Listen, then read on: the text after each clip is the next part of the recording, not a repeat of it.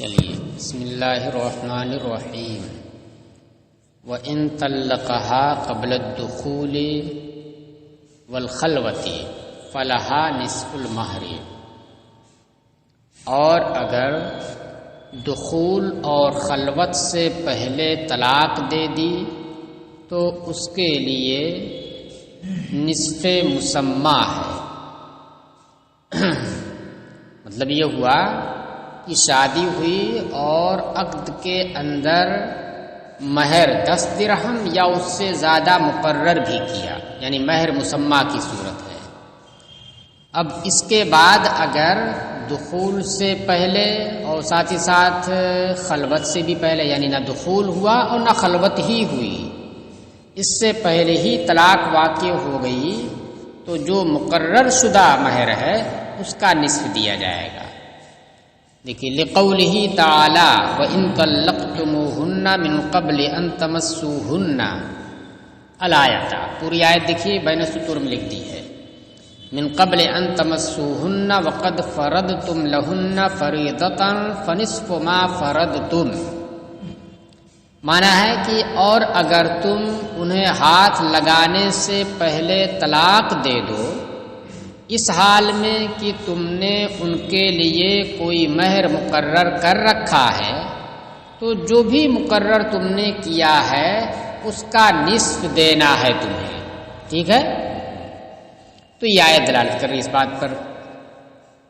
اب دیکھیے جو بھی تم نے فنصف ما فرضتم، جو بھی تم نے مقرر کر رکھا ہے اس کا تمہیں نصف دینا ہے، اس کا تمہیں نصف دینا ہے۔ جو بھی مقرر کر رکھا ہے، یہ عام کا لفظ اپنے عموم کے اوپر باقی ہے؟ نہیں باقی ہے، کچھ اس میں سے خاص کیے گئے ہیں، یعنی یہ عام خصہ عنہ البعض کی قبیل سے ہے، اور عام خصہ عنہ البعض کی قبیل سے جب ہو جائے تو قیاس وغیرہ کے ذریعے اس پر عمل ہو سکتا ہے، قیاس وغیرہ کے ذریعے اس کے اندر تخصیص کی جا سکتی ہے، ٹھیک ہے؟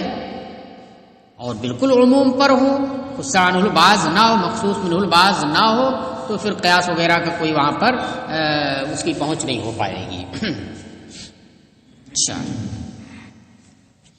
تو اب یہ ہوا کہ بھائی ٹھیک ہے، خصہ عنہ البعض یہ کیسے ہے، اپنے عموم کے اوپر باقی نہیں ہے، کہ اس لیے کہ ما فرضتم یہ مطلق تمام مراد نہیں ہے، جو بھی مقرر کر رکھا ہو، اس لیے کہ اس سے کم وہ چیزیں تو خارج ہیں، ان چیزوں کو مقرر کرنا خارج ہے جو چیزیں مہر بننے کی صلاحیت مسلمانوں کے درمیان نہیں رکھتی ہیں، شراب ہے یا جو غیر مال کی چیز ہے، اس طرح کی چیزیں مقرر کی۔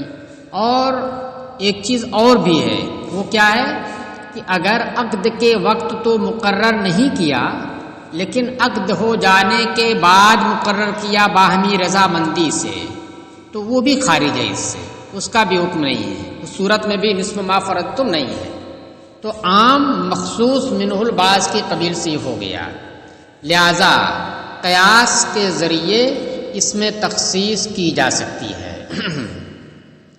تو اب دیکھیے قیاس کیا ہے، یہاں پر دو قیاس پائے جا رہے ہیں۔ ایک قیاس تو یہ کہتا ہے چونکہ نکاح ہوا نہ دخول ہوا، دخول تو چھوڑ دیجیے، خلوت صحیحہ بھی نہیں ہوئی، تو اس کا مطلب کیا ہوا کہ لڑکی کی جانب سے تسلیم بضاعہ نہیں پایا گیا، اپنے آپ کو سپرد کرنا، شوہر کے حوالے کرنا، یہ نہیں پایا گیا کہ جس سے وہ استفادہ کرے، فائدہ اٹھائے۔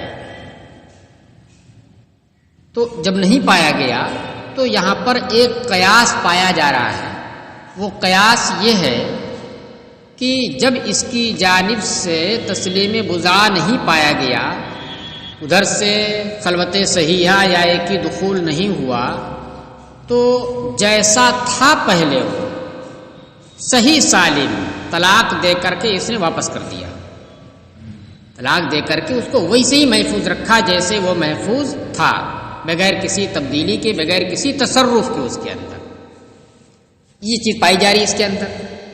اب اس میں قیاس یہ ہوا کہ اگر اس طرح کی بے ہوتی ہے، بے ہو گئی، خرید و فروخت تو ہو گئی، سب کچھ ہو گیا، لیکن اس نے استعمال نہیں کیا اور دونوں نے کیا کیا؟ فسخ کر دیا، اقالہ کر لیا، دونوں نے بے کو ختم کر دیا باہمی رضامندی سے، تو کیا اب بھی مشتری کے اوپر اس مبیع کی قیمت دینا ہوگا؟ پوری نہیں، کچھ نہیں دینا، نہ پوری تو دینا ہی نہیں ہے، آدھی بھی نہیں دینا، کچھ نہیں دینا۔ کیوں؟ اس لیے کہ بغیر کسی تصرف کے بے تام ہو جانے کے بعد بھی بے کو ختم کر دیا گیا، تو اس کے اوپر قیاس کیجئے۔ تو یہ قیاس یہ چاہتا ہے کہ اس صورت میں مرد کے اوپر کسی قسم کا مہر نہ ہو، اس لیے کہ جو بضاع ہے وہ سالم طور پر اس کے حوالے ہو چکا ہے، ٹھیک ہے؟ اچھا، دوسرا قیاس بھی پایا جا رہا ہے یہاں پر جو بالکل اس کے خلاف ہے۔ دوسرا قیاس یہ چاہتا ہے کہ پورا مہر دیا جائے۔ دوسرا قیاس کیا چاہ رہا ہے؟ کہ پورا مہر دیا جائے۔ وہ کیسے ہے؟ وہ اس طرح سے ہے کہ دیکھیے یہاں پر شوہر نے کیا کیا ہے، اس کی جانب سے تو کوئی کمی ہے نہیں، اس نے نہیں فائدہ اٹھایا، یہ بضاع کا مالک بنا، بضاع کا یہ مالک بنا، لیکن اپنے اختیار سے اس نے کیا کیا؟ اپنی اس ملکیت کو ختم کر دیا۔ تو اس میں اس کی ساری غلطی ہے نا کہ اس کی کوئی غلطی ہے؟ ساری غلطی اس کی ہے۔ تو اسی طریقے سے اگر کوئی شخص بھائی اس کی جانب سے کمی نہیں ہے تو پورا مہر دینا چاہیے اسے۔ کیوں دینا چاہیے؟ اس لیے کہ آپ باب البیع میں چلے جائیے، باب البیع کے اندر کیا ہے کہ اگر کسی شخص نے کوئی سامان اپنا بیچا، کس کو بیچا؟ کسی مشتری کو بیچا، اب اس مشتری نے اس پر قبضہ کرنے سے پہلے، قبضہ کر لیا تو بے تام ہو گئی، قبضہ کر لیا تو بے تام ہو گئی، لیکن قبضہ کرنے سے پہلے ہی اس نے کیا کر دیا؟ اس مبیع کو تلف کر دیا۔ کس نے تلف کیا ہے؟ مشتری نے تلف کیا ہے۔ تو اس صورت میں پورا ثمن دینا اس کے اوپر واجب ہوتا ہے، حالانکہ کچھ بھی فائدہ نہیں اٹھایا، اس مبیع سے کوئی فائدہ نہیں اٹھایا، لیکن مالک چونکہ بن گیا تھا اور اس نے کچھ فائدہ اٹھانے سے پہلے اپنے اختیار سے اس کو تلف کیا ہے، اس کو برباد کیا ہے۔ اس سے اور آسان آپ سمجھ لیجئے کہ کوئی غلام تھا، بائع نے اپنے غلام کو بیچا، مشتری نے خرید لیا اسے، قبضہ کرنے سے پہلے ہی، مالک تو بن گیا نا وہ، قبضہ کرنے سے پہلے ہی، کچھ خدمت لینے سے پہلے ہی اس نے کیا کر دیا؟ اسے آزاد کر دیا۔ تو اپنے اختیار سے کیا ہے نا، تو مالک تو تھا، اس کو چاہتا استعمال کرتا، لے جاتا، اس سے خدمت لیتا، یہ کر سکتا تھا وہ، لیکن اس نے کیا کیا؟ خود اپنی مرضی سے اپنی اس ملکیت کو ختم کیا ہے، تو پورا ثمن دینا پڑے گا۔ اس صورت میں مشتری کے اوپر ضروری ہوا کہ پورا اس غلام کا ثمن وہ دے۔ تو اس بات کے اوپر قیاس یہ چاہتا ہے کہ چونکہ شوہر کی یا بیوی کی جانب سے کوئی کمی نہیں ہے، شوہر نے خود ہی اپنی اس ملکیت کو فاسد کیا، ختم کیا ہے، لہذا اس کی جب کوئی کمی نہیں تو پورا مہر اسے دینا چاہیے۔ تو دونوں قیاس ایک دوسرے کا کیا کر رہے ہیں؟ تعارض کر رہے ہیں۔ تو اسی کا جواب دے رہے ہیں۔ سوال یہ تھا کہ جب یہ آیت کریمہ جس سے آپ نصف مہر ثابت کر، نصف مسمى ثابت کر رہے ہیں، یہ مخصوص منہ البعض ہو گئی، تو دوسرے قیاس کو بھی راہ مل سکتی ہے۔ قیاس کوئی اگر ہو وہاں پر تو اس قیاس کے اوپر بھی عمل کیا جا سکتا ہے۔ تو یہاں پر قیاس ایک یہ چاہتا ہے کہ کوئی مہر نہ ہو، نصف کیا کوئی مہر نہ ہو، اور دوسرا قیاس یہ چاہتا کہ پورا مہر ہو۔ تو اسی کا جواب دے رہے ہیں یہاں پر کہ یہاں پر قیاس کو راہ نہیں مل سکتی ہے، کیونکہ دو قیاس یہاں پر ہو گئے اور دونوں قیاس آپس میں ایک دوسرے کے معارض ہو گئے، ایک دوسرے کے کیا ہو گئے؟ معارض ہو گئے۔ اور جب دونوں قیاس ایک دوسرے کے معارض ہو گئے تو محض کس کے اوپر عمل ہوگا؟ نصف کے اوپر عمل ہوگا، فنصف ما فرضتم کے اوپر عمل ہوگا، نصف دینا ہے۔ تو اس کا مطلب کیا ہوا کہ اگر یہ معارض نہ ہوتا، ایک قیاس صرف پایا جاتا، کوئی بھی ایک قیاس پورے کا پورا دینے والا یا پورے کا پورا ساقط ہونے والا، تو کیا نص کو چھوڑ کر کے اس پر عمل ہوتا؟ نس کو چھوڑ کر کے اس پر عمل ہوتا؟ بھائی نس کرے نصف ما فرضتم، آپ کا قیاس یہ کہہ رہا کہ کچھ نہیں دینا، یا قیاس یہ کہہ رہا کہ پورا دینا، کوئی ایک اگر ہوتا، دو قیاس متعارض نہ ہوتے تو کیا آپ نس کو چھوڑ کر کے اس پر عمل کرتے؟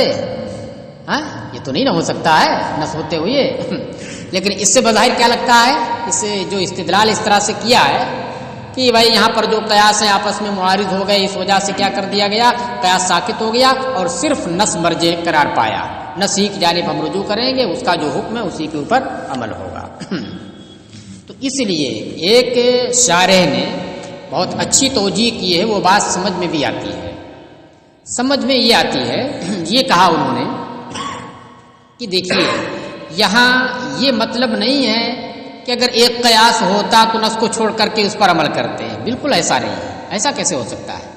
قیاس سے زیادہ یہ ہو سکتا ہے جب مخصوص منہ البعض ہو گیا، مخصوص منہ البعض ہو گیا، اپنے عموم پر نہیں رہا، تو کوئی قیاس اگر اور تخصیص کر رہا ہے تو تخصیص کی جاتی ہے، لیکن قیاس ایسا آیا کہ سرے سے اس کے حکم ہی کو ختم کر دے رہا ہے، ایک دم ساقط کر دیا، تو حکم ختم کر دیا کہ نہیں کر دیا، پورے کو لا کر کے لاد دیا تو ختم ہو گیا نا۔ تو اس وجہ سے یہ یہاں توجیہ کی جائے گی، یہ جو دلیل دی ہے کہ دیکھیے احکام شرع کچھ وہ ہوتے ہیں جو چاروں دلیلوں سے ثابت ہوتے ہیں، قرآن سے بھی وہی ثابت ہوتا ہے، حدیث سے بھی وہی ثابت ہوتا ہے، اجماع بھی اسی کے اوپر ہے اور قیاس بھی اسی کی حمایت کرتا ہے۔ تو اس کا مطلب کیا ہوا، یہ حکم ایسا ہے حکم شرع کہ جس کی موافقت چاروں دلیلیں کرتی ہیں، تو اس میں کوئی ہیرا پھیری نہیں ہو سکتی، کچھ بھی جو ہے اس کے اندر آپ ترمیم نہیں کر سکتے ہیں یا تعویل کر سکتے ہیں۔ کچھ ایسے ہوتے ہیں جو کچھ سے ثابت ہوتے ہیں، کچھ ہوتے ہیں نص سے بھی ثابت ہوتے ہیں، قیاس بھی اس کی موافقت کرتا ہے، قیاس سے بھی ثابت ہوتے ہیں۔ تو یہاں پر یہ دیکھا گیا کہ آیا نص سے جو ثابت ہے اس صورت میں نصف ما فرضتم، اس میں قیاس بھی موافقت کر رہا ہے یا نہیں کر رہا ہے؟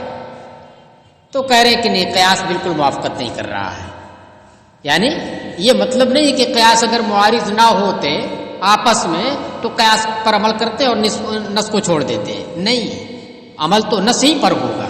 یہاں یہ ہمیں دیکھنا تھا کہ کیا نص کا جو حکم ہے اس کی موافقت قیاس بھی کر رہا ہے یا نہیں کر رہا ہے، کیونکہ بعض احکام میں ایسا ہوتا ہے کہ چاروں دلیلوں سے اس کا ثبوت ہوتا ہے، بعض احکام ایسے ہوتے ہیں جن میں سے بعض سے ثبوت ہوتا ہے، بعض ایسے ہوتے ہیں جن میں ایک ہی دلیل سے ثبوت ہوتا ہے۔ تو یہاں پر یہ دیکھا گیا کہ نص سے بھی یہ حکم ثابت ہو نصف ما فرضتم اور قیاس سے بھی ثابت ہو، تو ایسا نہیں نظر آتا دکھ رہا ہے بلکہ قیاس آپس میں ایک دوسرے کے کیا ہے، معارض ہیں، قیاس سے ثبوت اس کا نہیں ہو رہا ہے، صرف نص سے ثبوت ہے، صرف نص سے ثبوت ہے، یہ کہیے کس سے کوئی فرق نہیں پڑے گا، اصل تو نص ہے نا، اصل تو نص ہے ہاں یہ ہے کہ مخصوص منہ جب باز ہو گیا تو اب اگر قیاس سے یا خبر واحد سے اس میں اور تخصیص ہو جاتی، یہ نہیں کہ رفع حکم ہو جاتا، اور تخصیص ہو جاتی تو اس کو کیا جا سکتا تھا لیکن یہاں پر قیاس تو بالکل رفع ہی کر دے رہا۔ کہہ رہے والاقیسہ، تو قیاس کی جمع اقیسہ، جمع اگرچہ ذکر کر دیا مگر یہ تسنیہ پر بولا گیا ہے کیونکہ دو ہی قیاس ہیں والاقیسہ متعارضۃ، اور قیاسات یہاں پر اس مسئلے میں ایک دوسرے کے معارض ہیں۔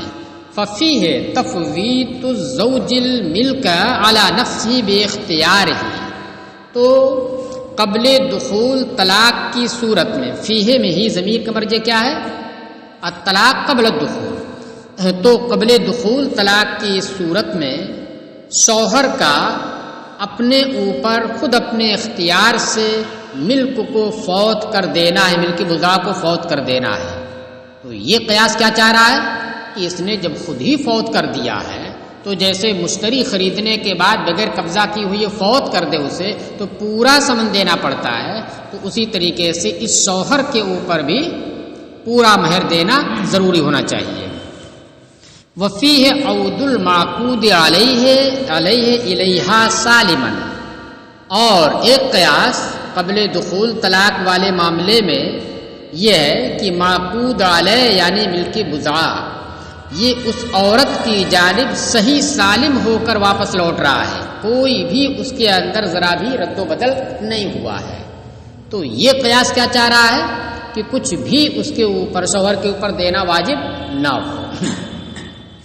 فکان اللہ، یہ دونوں دیکھیے ایک دوسرے کے معارض ہو گئے، ایک کہہ رہا کہ پورا اور دوسرا کہہ رہا کہ کچھ نہیں، افراط اور تفریط ہو گئی نا۔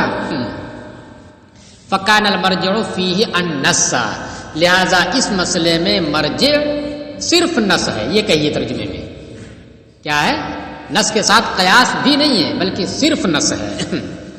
وشرط ان یکون قبل الخلوۃ، امام قدوری نے اس مسئلے کے اندر یہ بھی شرط لگائی ہے کہ یہ طلاق خلوت سے پہلے بھی ہو، یعنی خلوت کے بعد نہ ہو۔ کیوں؟ لأنها كالدخول عندنا على ما نبينه انشاءاللہ، اس لیے کہ خلوت ہمارے نزدیک دخول کی طرح سے ہے، لہذا جو حکم دخول کا وہی حکم خلوت کا بھی ہے۔ تو اب جہاں کہیں دخول سے پہلے کی بات کریں گے تو وہاں پر یہ بھی لگائیں گے کہ خلوت سے بھی پہلے ہو، علی ما نبینہ، اس بنیاد پر جس کی وجہ ہم انشاءاللہ آگے بیان، پوری تفصیل آگے آئے گی خلوت کی جب آئے گی۔ قال وإن تزوجها ولم يسم لها مہرا او تزوجها على ان لا مہر لها، امام قدوری نے کہا کہ اور اگر کسی مرد نے عورت سے شادی کی اس حال میں کہ اس کے لیے کوئی مہر ذکر نہ کیا، یعنی عدم ذکر ہوا، او تزوجا، یا اس شرط پر شادی کی کہ اس کے لیے مہر ہی نہ ہوگا، یعنی ذکر عدم کیا، کہ فلہا مہر مثلہا ان دخل بہا او مات عنہا، تو اس کے لیے مہر مثل ہوگا اگر شوہر اس کے ساتھ دخول کر لے یا یہ کہ اسے چھوڑ کر مر جائے۔ کل بھی مسئلہ آپ کو بتایا تھا، جہاں یہ آیا تھا ماتا عنہا، تو یہ اتفاقی ہے، ورنہ حکم جو ہے دونوں صورتوں میں وہی ہے۔ کون دونوں صورتوں میں؟ کہ چاہے اور مرد انتقال کرے عورت کو چھوڑ کر کے، یا عورت انتقال کرے مرد، یعنی انتہا اس نکاح کی انتہا ہونی چاہیے۔ تو اس نکاح کی انتہا مرد کی بھی مرنے سے ہوتی ہے اور عورت کی بھی مرنے سے ہو جاتی ہے، کیونکہ کوئی بھی نکاح دو جوڑوں کے درمیان کہاں تک ہوتا ہے؟ عمر کی آخری حد تک ہوتا ہے، اور جب عمر ختم ہو گئی تو نکاح بھی ختم ہو گیا۔ وقال الشافعی لا یجب شیء فی الموت، اور امام شافعی نے فرمایا کہ قبل دخول موت والی صورت میں کچھ بھی واجب نہیں ہوگا، یعنی موت سے کچھ نہیں ہوگا قبل دخول، اور دخول کے بعد اگر ہوئی ہو تو پھر دخول کا مسئلہ اصل آئے گا، لیکن موت صرف ہو، دخول نہ ہوا ہو، تو موت کی وجہ سے مہر مثل ہو یا کوئی بھی مہر ہو تو کچھ بھی واجب نہیں، امام شافعی کہتے ہیں۔ وَأَكْثَرُهُمْ عَلَىٰ أَنَّهُ يَجِبُ فِي الدُّخُولِ، اور دخول والی صورت میں، یعنی موت والی نہیں، دخول والی صورت میں اکثر اصحاب شافعی اس بات پر ہیں کہ واجب ہے، مہر مثل واجب ہے۔ دیکھیے اب یہ کہتے ہیں کہ موت والی صورت میں کچھ بھی واجب نہیں ہے، دخول سے پہلے اگر موت واقع ہوئی ہو تو دلیل ان کی کیا کرے؟ لہو ان المہر، دیکھیے اس میں کیا ہوا ہے، یا تو عدم ذکر ہے، مہر کا ذکر ہی نہیں ہوا ہے۔ مہر کا ذکر نہ ہونے کا مطلب کہ عورت بغیر مہر کے بھی راضی ہے، صراحت کے ساتھ نہیں مگر دلالتاً، جب ذکر نہیں ہوا اس کا ذکر ہی نہیں آیا تو اس کا مطلب ہے کہ بغیر مہر کی بھی راضی ہے۔ اور اگر اس بات کی بھی شرط لگ جائے کہ نہیں مہر رہے گا ہی نہیں، ذکر عدم ہو جائے تو صراحت ہو جائے گی اس بات کی کہ وہ عدم مہر پر راضی ہے۔ تو دلیل امام شافعی کی یہ ہے کہ ان المہر خالص حق کیا، کہ مہر یہ اس عورت کا خالص حق ہے۔ فَتَتَمَكَّنُ مِن نَفْيِهِ ابْتِدَاءً كَمَا تَتَمَكَّنُ مِنْ اسْقَاطِهِ انتہاءً، تو وہ ابتداءً یعنی نکاح کے وقت ہی، عقد میں ہی اس کی نفی کرنے پر قادر ہوگی، جس طرح سے انتہاءً یعنی نکاح ہو جانے کے بعد، مہر واجب ہو جانے کے بعد اسے ساقط کرنے پر قادر ہوتی ہے۔ دیکھیے ہمارے نزدیک بھی کیا ہے، حناف کے نزدیک یہ ہے کہ نکاح ہو گیا، مہر بھی مقرر ہوا، بعد میں اس خاتون نے اپنے مہر کو ساقط کر دیا تو ہمارے نزدیک درست ہے، ہمارے نزدیک درست ہے۔ لیکن مہر کے عقد کے وقت ہی اگر خاتون کہہ دے کہ کوئی مہر نہیں رہے گا تو وہ ساقط نہیں ہوگا۔ تو امام شافعی یہ کہتے ہیں کہ جب انتہاءً واجب ہو جانے کے بعد، بقاءً جب وہ اسے ساقط کرنے پر قادر ہے تو اس بات پر بھی قادر ہوگی کہ واجب ہی نہ ہونے دے، پہلے ہی سے وہ نہ دے لے۔ وَلَنَا أَنَّ الْمَهْرَ وُجُوبًا حَقُّ الشَّرْعِ عَلَى مَا مَرَّ۔ ہماری دلیل بالکل واضح ہے، پیچھے والے مسئلے کی روشنی میں جہاں پر بیان کیا تھا کہ یہ جو مہر ہے واجب ہونے کے اعتبار سے یہ شرع کا حق ہے، واجب ہو کر کے ہی رہے گا، واجب ہونے سے کوئی روک نہیں سکتا ہے۔ ہاں جب واجب ہو گیا تو پھر اب کیا ہے، خاتون کا حق ہو گیا، چاہے تو لے اور چاہے تو اسے ساقط کر دے، چاہے تو لے اور چاہے تو اسے ساقط، لیکن واجب ہونے سے روک نہیں سکتی ہے، واجب ہونا یہ شرع کی جانب سے ہے۔ تو اس لیے ہم فرق کرتے ہیں ابتدا میں اور انتہا میں، ابتداءً اور انتہاً فرق کرتے ہیں کہ جب واجب ہو لیا تو اب ہم یہ کہتے ہیں کہ ٹھیک ہے عورت اپنے اس مہر کو ساقط کر سکتی ہے کیونکہ اب اس کا خالص حق ہو گیا، لیکن ابتدائے عقد ہی میں اگر وہ چاہے کہ نہیں کوئی مہر نہیں رہے گا، ہم نے تم سے نکاح کیا بغیر مہر کے، تو اس بات پر وہ قادر نہیں ہے کیونکہ ابتداءً واجب ہونے میں یہ شرع کا حق، شریعت واجب کر کے رہے گی، واجب کر ہی دے گی، اب جب واجب ہو گیا تو آپ کا خالص حق ہو گیا، لہذا آپ چاہیے تو ساقط کیجیے چاہیے تو لے لیجیے، کمی بیشی بھی کر سکتے ہیں۔ ہاں وَلَنَا أَنَّ الْمَهْرَ وُجُوبًا حَقُّ الشَّرْعِ عَلَى مَا مَرَّ، ہماری دلیل یہ ہے کہ مہر یہ جیسا کہ اوپر گزرا یہ واجب ہونے کے اعتبار سے شرع کا حق ہے، وَإِنَّمَا يَصِيرُ حَقًّا لَهَا فِي حَالَةِ الْبَقَاءِ، اور اس کا حق بنتا ہے بقا کی حالت میں، یعنی جب یہ عقد ہو گیا تو اب بقا کی حالت ہو گئی مہر کی تو اس کا حق ہوتا، فَتَمْلِكُ الْإِبْرَاءَ دُونَ النَّفْيِ، لہذا وہ واجب ہو جانے کے بعد ساقط کرنے کی تو مالک ہوگی لیکن انکار کی مالک نہیں ہوگی، ابتداءً اس کی نفی کی، اس کے انکار کرنے کی مالک وہ نہ ہوگی۔ چلیے وَلَوْ طَلَّقَهَا قَبْلَ الدُّخُولِ بِهَا فَلَهَا الْمُتْعَةُ، اور اگر دخول سے پہلے طلاق دے دی تو اس کے لیے متع ہے، کون والی صورت میں؟ اسی والی صورت میں جو مسئلہ چل رہا ہے کہ ذکر آدم یا عدم ذکر ہوا، تو اب ایسی صورت میں دخول ہو جائے تو مہر مثل پورا، یا انتقال ہو جائے کسی ایک کا تو مہر موقد ہو جائے تو مہر مثل اس صورت میں لازم آتا ہے، اور اگر مہر موقد نہیں ہوا قبل دخول طلاق دے دی تو پھر ایسی صورت میں کیا ہوگا؟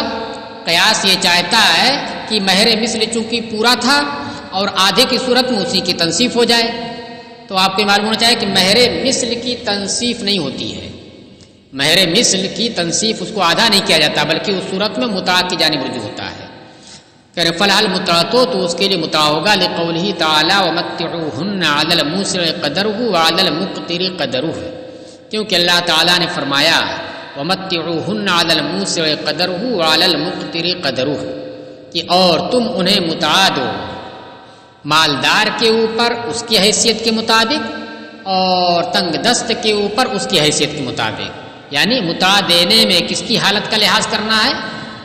مرد کی حالت کا لحاظ کرنا ہے، عورت کی حالت کا لحاظ نہیں کرنا ہے کہ وہ گھر پہ کتنا اچھا اچھا کپڑا پہنتی تھی، نہیں، یہ کس حیثیت کا مالک ہے۔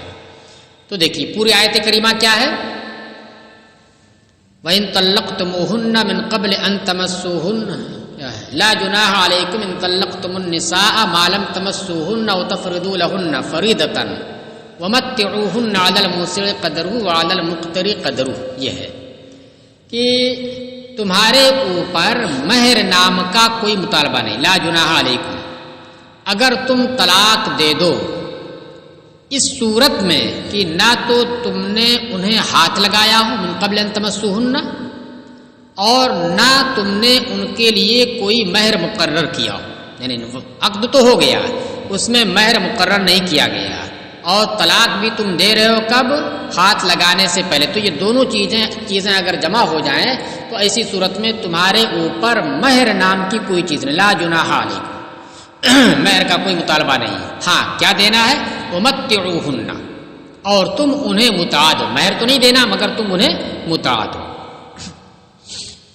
دیکھیے ثم ھذہ المتعۃ واجبۃ، پھر یہ متع واجب ہے کہ یہ متع جو دینا ہے یہ واجب ہے ہمارے نزدیک۔ رجوعاً الی الامر، امر کی جانب رجوع کرتے ہوئے، متعو فعل امر ہے نا، اور امر وجوب کے لیے آتا ہے، اور امر کی جانب رجوع کرتے ہوئے۔ وفیہ خلاف مالک، اس میں امام مالک کا اختلاف ہے۔ امام مالک کیا کہتے ہیں کہ مستحب ہے، واجب نہیں، بلکہ اس صورت میں بھی مستحب۔ اس کے علاوہ بہت سی صورتیں ہیں جس میں متع دینا مستحب ہے، لیکن یہ خاص صورت جو ہے اس میں ہمارے نزدیک متع دینا واجب ہے۔ امام مالک کہتے ہیں کہ واجب نہیں، صورت میں بھی کیا ہے مستحب ہے۔ دیکھیے ہماری دلیل کا تو ذکر ہو گیا کہ چونکہ امر آیا ہے اور امر وجوب کے لیے آتا ہے لہذا واجب ہوگا۔ امام مالک کی دلیل یہاں پر ذکر نہیں کی گئی۔ امام مالک کی دلیل کیا ہے؟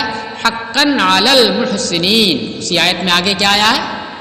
حقاً علی المحسنین، محسنین آ رہا ہے، تو محسنین کا مطلب کیا ہوا؟ احسان کرنے والا۔ اور احسان کرنے والا کسے کہیں گے؟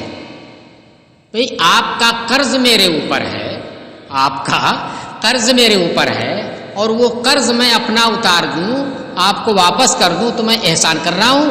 نہیں، احسان آپ نے کیا تھا کہ آپ کے اوپر مجھے قرض دینا واجب نہیں تھا، آپ نے دے کر کے مجھے احسان کیا تھا، لیکن اب میں واپس کر کے کہوں کہ میں محسن ہوں، میں نے احسان کیا کہ تمہارا قرض دے دیا۔ آج کل ایسے ہی ہوتا ہے، دے دینے والے اگر لوٹا دیں تو ان کا احسان مانیے، ورنہ کہتے نہیں ہے کہ لینے کے وقت بھیگی بلی بنے رہتے ہیں اور جب دینا ہوتا ہے تو شیر بن جاتے ہیں۔ بہت اخلاق گر گئے ہیں لوگوں کے۔ تو تو قرآن کیا کہہ رہا ہے اس طرح سے اس مسئلے میں کہ متع دو، اور یہ متع دینا احسان کرنے والوں کے اوپر حق ہے، حقاً علی المحسنین۔ تو امام مالک کہتے ہیں دیکھیے اس متع دینے والے کو محسنین کہا گیا ہے، لہذا یہ متع واجب نہیں ہو سکتا، اس لیے کہ اگر واجب ہوگا تو محسن تھوڑی ہوگا وہ۔ ہم یہ کہتے ہیں کہ دیکھیے یہاں پر وجوب کے اوپر دلالت کرنے کے لیے یہ ایک ہی چیز نہیں، تین چیزیں پائی جا رہی ہیں جس سے وجوب کے پر دلالت ہو رہی ہے۔ ایک تو امر ہے ہی متعوہن، دوسرے اسی میں کیا آیا ہوا ہے؟ علی صلہ آیا ہے۔ المحسنین تو دیکھ لیا آپ نے، لیکن علی اس پر لگا ہوا، لل نہیں لگا ہوا ہے، علی لگا ہوا ہے، علی المحسنین، یہ بھی وجوب کے اوپر دلالت کرتا ہے، نہیں ہوتا ہے؟ اور ساتھ ہی ساتھ وہ مفعول مطلق بھی آیا ہے، آیا نا، ومتعوہن علی الموسع قدرہ وعلی المقتر قدرہ متاعا بالمعروف حقاً علی المحسنین۔ متاعا بالمعروف ہے نا، یہ مفعول مطلق ہے جو تاکید کے لیے۔ تو تین چیزیں ہیں جو اس حکم کی تاکید کے اوپر، اس کے وجوب کے اوپر دلالت کرتی ہیں۔ ہاں ایک لفظ ہے محسنین جس کی وجہ سے آپ کریں استحباب ہے، تو ایک جانب سے تین چیزیں ہیں وجوب پر دلالت کرنے والی، اور ایک چیز صرف ہے جو استحباب پر دلالت کرتی ہے، لہذا اس کو سامنے رکھتے ہوئے ہم محسنین کے اندر تعویل کریں گے۔ اس میں تعویل کی جائے گی، محسنین کے اندر تعویل کی جائے گی۔ تو اب اس کا مطلب کیا ہو جائے گا کہ احسان کرنے والے ہیں، محسنین نیکوکار ہیں، مستحب کو ادا کر کے نہیں، واجب کو ادا کر کے، مستحب کو ادا کر کے نہیں بلکہ واجب کو ادا کر کے۔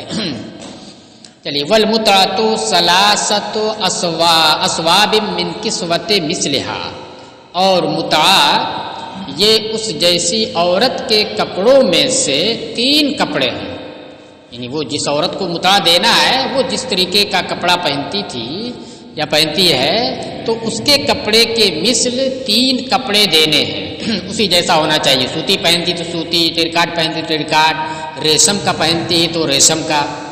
خیر وہی یا درون، تین کپڑے کیا ہیں؟ وہی یا درون و خمار و ملحفۃ، یہ ان زمانے کے اعتبار سے یا اس ماحول کے اعتبار سے ہے جہاں یہ ماحول تھا پڑھنے کا، وہ پورا کیا نام ہے قمیص، درون مانے قمیص جو پوری رہتی تھی، اور خمار دوپٹہ جس سے سر ڈھکا جاتا ہے، وہ ملحفۃ اور ایک بڑی چادر جو پورے طور سے اوڑھ کر کے وہ باہر بھی نکل سکتی ہے، کہ اتنے کپڑے پہن کر کے وہ باہر بھی نکل سکتی ہے، یعنی اسے بے پردہ نکلنا نہیں کہا جائے گا۔ تو یہ تین کپڑے ہیں۔ کیا؟ ہاں برقع بھی آ جائے گا اسی میں، پورے طور سے وہ نیچے تک رہتا ہے۔ تو آج کے اعتبار سے کیا ہوگا بھئی، وہ سلوار چلتی ہے، جمپر چلتا ہے اور بڑا سا دوپٹہ ایک چلتا ہے جس پورا سر ڈھکا رہے اور جسم کو بھی ڈھکے رہے.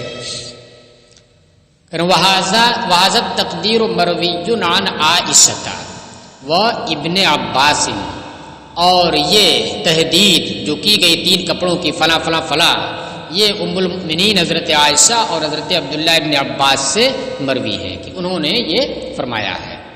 وَقَوْلُهُ مِنْ كِسْوَةِ مِثْلِهَا إِشَارَةٌ إِلَىٰ أَنَّهُ يُعْتَبَرُ حَالِهَا.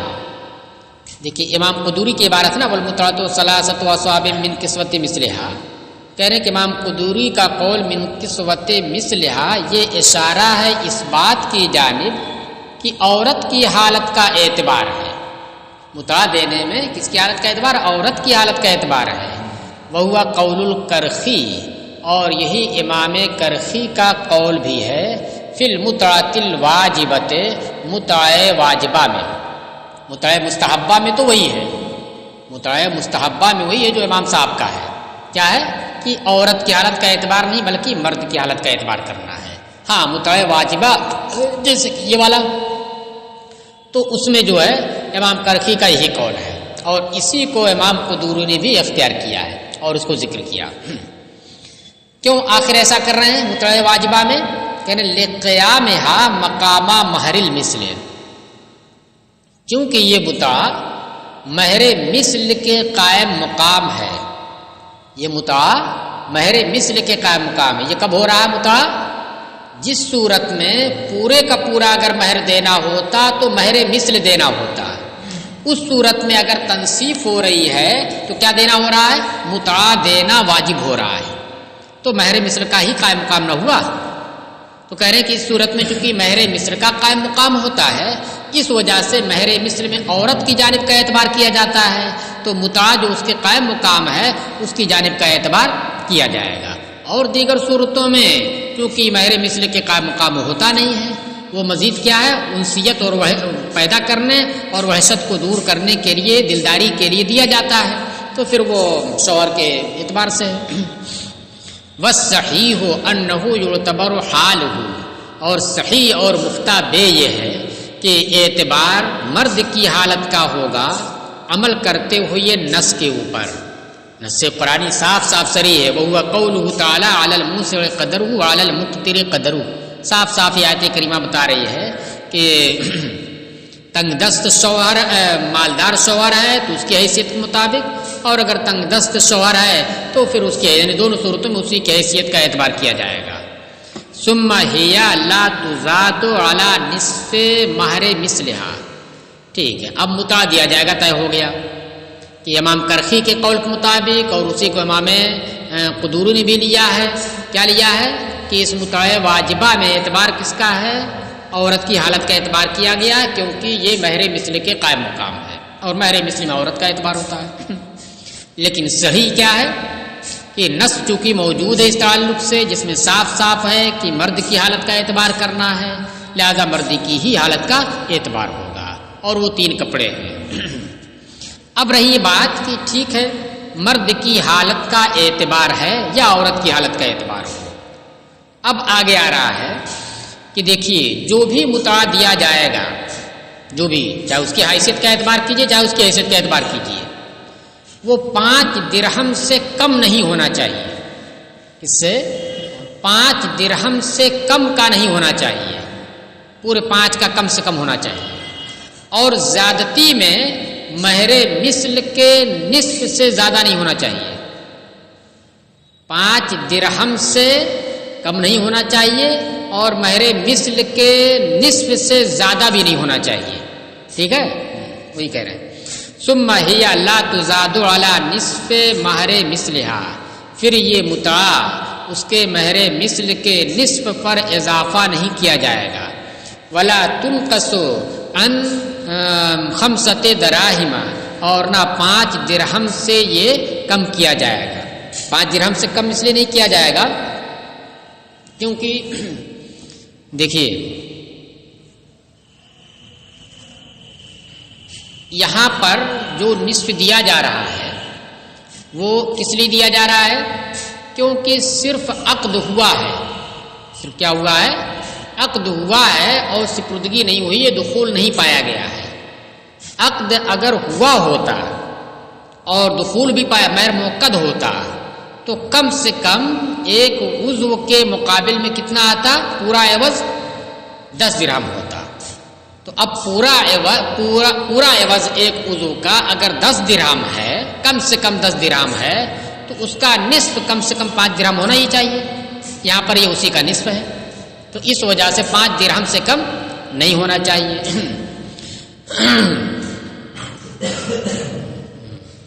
اچھا، مہر مثل کے نصف سے زیادہ نہیں ہونا چاہیے، یہ بھی ہے۔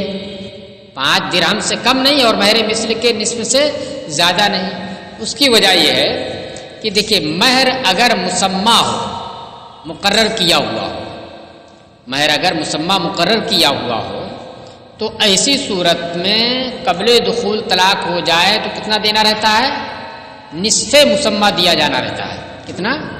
نصف مسمى ہوتا ہے، یعنی نصف مسمى سے زیادہ نہیں ہوگا، نصف مسمى سے زیادہ نہیں ہوگا۔ تو جس صورت میں مہر مثل ہو رہا ہو اور پھر اس کی تنصیف کی بات ہو اور اس کی تنصیف ہوتی نہیں، اس کے قائم مقام کون ہے؟ متاع ہے، تو وہ متاع بھی کتنا ہونا چاہیے؟ نصف مہر سے زیادہ نہیں ہونا چاہیے۔ اس لیے کہ ایک ہے مہر مثل اور ایک ہے مہر مسمى۔ تو مہر مسمى یہ مہر مثل سے اقوی ہوا کرتا ہے ثابت ہونے میں، اس لیے کہ مہر مثل جو واجب ہوتا ہے اس میں مقرر کرنا نہیں پایا جاتا ہے، مقرر نہ کرنے کی صورت میں واجب ہوتا ہے مہر مثل، تو اس کا وجوب صرف عقد کی وجہ سے ہوا۔ اور مہر مسمى کے اندر دونوں چیزیں پائی جا رہی، عقد بھی پایا جا رہا ہے اس کی وجہ سے بھی وجوب، اور مقرر کرنا بھی پایا جا رہا ہے اس کی وجہ سے وجوب، تو اقوی نہ ہوا یہ۔ تو جو اقوی ہے اس میں جب اس کے نصف سے زیادہ نہیں ہو سکتا، تو جو اس سے اضعاف ہے تو اس میں اس کے نصف سے زیادہ کیسے ہوگا؟ یہ وجہ ہے۔ اس کو یہاں پر انہوں نے ذکر نہیں کیا بلکہ حوالے کر دیا کتاب الاصل مبسوط کے، کہہ رہے ہیں وَيُعْرَفُ ذَلِكَ فِي الْأَصْلِ، اصل سے مراد مبسوط، اور زیادہ نہ ہونے اور کم نہ ہونے کی جو دلیل ہے وہ دلیل کتاب الاصل میں جانی جا سکتی ہے، جس کو ہم نے بتا دیا آپ کو۔ کہ وَإِن تَزَوَّجَهَا وَلَمْ يُسَمِّ لَهَا مَهْرًا ثُمَّ تَرَاضَيَا عَلَى تَسْمِيَتِهِ فَهِيَ لَهَا إِن دَخَلَ بِهَا أَوْ مَاتَ عَنْهَا وَإِن طَلَّقَهَا قَبْلَ الدُّخُولِ بِهَا فَلَهَا الْمُتْعَةُ۔ یہ آپ کو عجیب سا لگ رہا ہوگا، دیکھیے کیا ہے کہ عقد کے وقت ہی مہر مقرر ہو گیا، مسمى ہو گیا، تو نصف والی صورت میں اسی مسمى کا نصف ہو جائے گا، کوئی وہ نہیں ہے۔ بات سمجھ میں آتی ہے؟ فنصف ما فرضتم۔ اور اگر عقد کے وقت مہر کا ذکر نہیں ہوا یا ذکر عدم ہوا، مہر کا ذکر نہیں ہوا یا ذکر عدم ہوا، تو اس صورت میں مہر مثل عقد کی وجہ سے واجب ہو جاتا ہے، صورت میں مہر مثل عقد کی وجہ سے واجب ہو جاتا ہے۔ اب اگر میاں بیوی چاہیں عقد ہو جانے کے بعد، اگر عقد میں نہیں ذکر کیا تو عقد ہو جانے کے بعد کوئی مہر وہ مقرر کر سکتے ہیں، تو جب بعد میں انہوں نے مہر مقرر کیا تو ما فرضتم میں آ گیا، یہ ما فرضتم میں آ گیا، تو جب ما فرضتم میں آ گیا تو جب نصف ہو رہا تو فنصف ما فرضتم ہونا چاہیے، جو مقرر کیا بعد میں اسی کا نصف ہونا چاہیے۔ لیکن امام صاحب یہ کہتے ہیں کہ نہیں، اس صورت میں متعا دینا اسے، تو یہ عجیب سی بات لگ رہی ہوگی آپ کو، لیکن جب آپ اس کی تہ میں جائیں گے، غور کریں گے تو آپ کو عجیب نہیں لگے گا، بالکل قیاس کے مطابق لگے گا۔ وہ اس طرح سے کہ دیکھیے، اگر عقد کے وقت آپ نے مہر مقرر کر دیا تو جو مقرر کر دیا وہ آپ کے مقرر کرنے کی وجہ سے وہ واجب ہو گیا۔ لیکن اگر آپ نے مہر مقرر نہیں کیا، بعد میں آپ مقرر کر رہے ہیں، تو مقرر نہ کرنے کی صورت میں فوراً عقد کی وجہ سے مہر مثل واجب ہو جاتا ہے، اگرچہ بعد میں آپ نہ مقرر کریں، یہ نہ ہوتا ہے، نہیں کیا تو مہر مثل اس عقد کی وجہ سے آٹومیٹک واجب ہو جاتا ہے، اب بعد میں اگر آپ مقرر کر رہے ہو تو یہی کہا جائے گا کہ یہ مقرر کرنے کوئی مطلب نہیں ہے، سوائے اس کے کہ آپ اسی مہر مثل کی تعین کر رہے ہیں۔ آپ کا یہ مقرر کرنا کیا ہے؟ الگ سے مقرر مستقل نہیں ہے، وہی مہر مثل جو عقد کی وجہ سے واجب ہو چکا ہے اسی کی آپ تعین کر رہے ہیں۔ بات سمجھ میں آ رہی ہے؟ یعنی اس کی بھی حیثیت کس کی ہو گئی؟ مہر مثل کی ہو گئی۔ بعد میں مقرر جو آپ نے کیا ہے وہ مقرر کردہ آپ کا مقرر کردہ نہیں ہے، بلکہ اس کی حیثیت کیا ہو گئی؟ مہر مثل کی ہو گئی۔ اب جب مہر مثل کی ہو گئی تو تنصیف والی صورت میں اس کا آدھا تھوڑی دیا جائے گا، اب متع نہ ہوگا، ابھی جس سے پہلے والے مسئلے میں تھا۔ دیکھیے، اور اگر نکاح کیا اور اس کے لیے کوئی مہر مقرر نہیں کیا، پھر بعد میں مہر مقرر کرنے پر دونوں راضی ہو گئے، فیصلہ کر لیں ہاں اتنا رہے گا، فہی لہا تو وہی مقرر کردہ اس کے لیے ہوگا، ان دخل بہا او مات عنہا اگر وہ اس کے ساتھ دخول کر لے یا ایک ہی اسے چھوڑ کر مر جائے، وَإِن طَلَّقَهَا قَبْلَ الدُّخُولِ بِهَا اور اگر دخول سے پہلے طلاق دے دی، فَلَهَا الْمُتْعَةُ تو اس کے لیے متع ہوگا، کیونکہ اس کی حیثیت مہر مثل کی ہوگی۔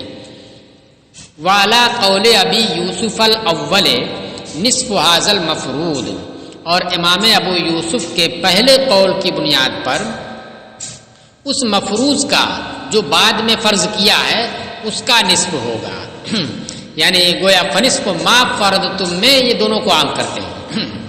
وہوا قول الشافعی اور یہی امام شافعی کا بھی قول ہے، کیونکہ ما فرضتم یہ بھی آ رہا ہے، وہ عموم ہے، چاہے عقد میں فرض ہو یا عقد کے بعد فرض ہو، لأنہ مفروض کیونکہ یہ مفروض ہے، اور جب یہ مفروض ہے تو آیت کریمہ کی وجہ سے اس نص کی وجہ سے اس کی تنصیف ہو جائے گی، فیتنصف بالنص سے اسی نص فنصف ما فرضتم ولنا ان هذا الفرض تعیین للواجب بالعقد اور ہماری دلیل یہ ہے کہ یہ فرض کرنا، یہ مقرر کرنا عقد کے بعد یہ اسی کی تعیین کرنا ہے جو عقد سے واجب ہو چکا ہے، الواجب بالعقد جو عقد سے واجب ہو چکا ہے یہ اسی کی تعیین کرنا ہے یہ، اور وہ کیا واجب ہو چکا ہے؟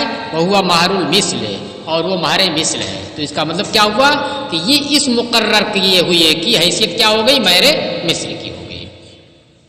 وذالک لا یتنصف اور اس کی تنصیف نہیں ہوتی ہے مہر مثل کی، فقضا ما نزل منزلتہ تو اسی طریقے سے وہی حکم اس کا بھی ہوگا جسے مہر مثل کی منزل میں اتار دیا گیا ہے، نزلہ منزلتہ بھی کہہ سکتے ہیں، جو مہر مثل کی منزل میں ہے۔